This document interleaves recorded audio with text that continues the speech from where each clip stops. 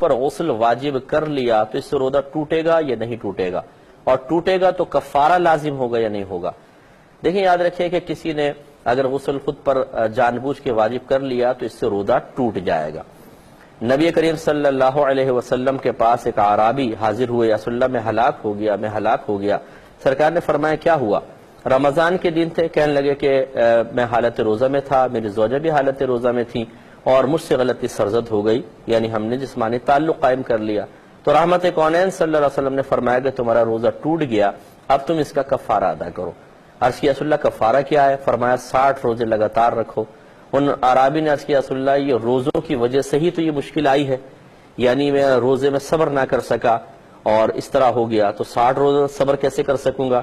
تو سرکار نے شاید فرمایا تم 60 مسکینوں کو کھانا کھلا دو۔ عرض کیا رسول اللہ میں یہ بھی نہیں کر سکتا ہوں، میں غریب آدمی ہوں۔ تو رحمت کونین صلی اللہ علیہ وسلم نے فرمایا کہ بیٹھ جاؤ۔ تھوڑی دیر بعد ایک کھجور کا ٹوکرا سرکار کے پاس آیا، تو سرکار نے فرمایا وہ شخص کہاں ہے؟ تو کھڑے ہو گئے۔ سرکار نے فرمایا جاؤ اس ٹوکرے کی کھجوریں تقسیم کر دو، اللہ تعالیٰ اسی میں تمہارا کفارہ قبول کر لے گا۔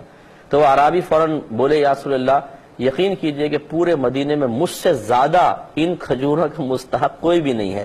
تو سرکار نے شاید فرمایا جاؤ تم کھاؤ، اپنے گھر والوں کو کھلاؤ، اللہ تعالیٰ اسی میں کفارہ پورا کر دے گا۔ تو خلاصہ کلام یہ ہوا کہ معلوم ہوا کہ جسمانی تعلق قائم کرنے سے روزہ ٹوٹ جاتا ہے اور کفارے کا سبب بنتا ہے۔ اس کو بنیاد بنا کر فقہا نے فرمایا کہ غسل واجب کرنے میں بھی چونکہ اسی طرح جسمانی تعلق والا معنی پایا جاتا ہے کہ اس سے بھی غسل واجب ہوتا ہے، اس سے بھی ہوتا ہے، تو وہ بھی روزہ ٹوٹنے کا سبب بنے گا، یہ بھی روزہ ٹوٹنے کا سبب بنے گا۔ لیکن فرق یہ ہے کہ جب جسمانی تعلق قائم ہوتا ہے تو اس میں جنایت یا جرم کامل ہوتا ہے، کہ جہاں مکمل لذت حاصل ہو، مکمل مزہ حاصل ہو، اس سے روزہ توڑا جائے تو وہاں کہتے ہیں جرم کامل ہے، جنایت کامل ہے، اس کا نتیجہ کفارہ ہے۔